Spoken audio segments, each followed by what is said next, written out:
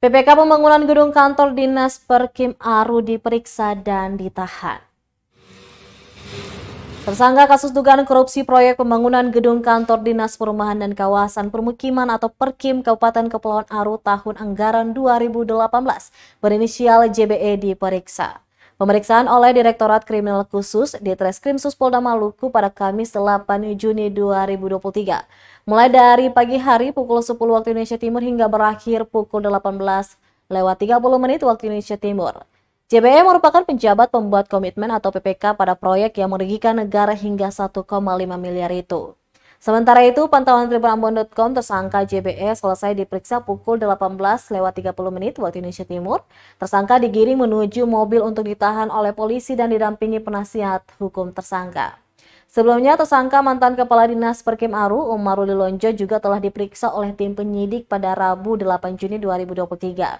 Sementara untuk tersangka lainnya, yakni MP dan RP, belum diperiksa sebagai tersangka.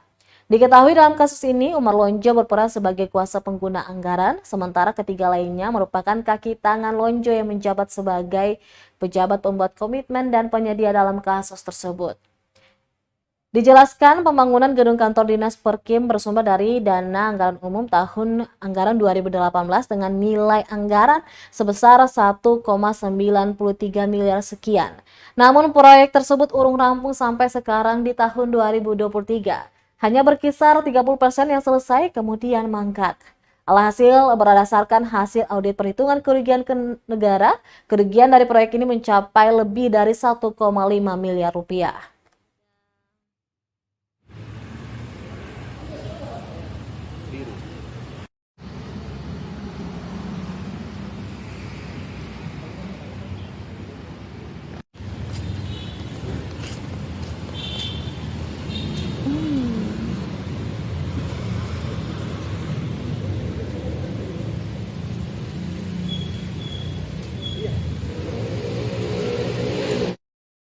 Terima kasih sudah nonton.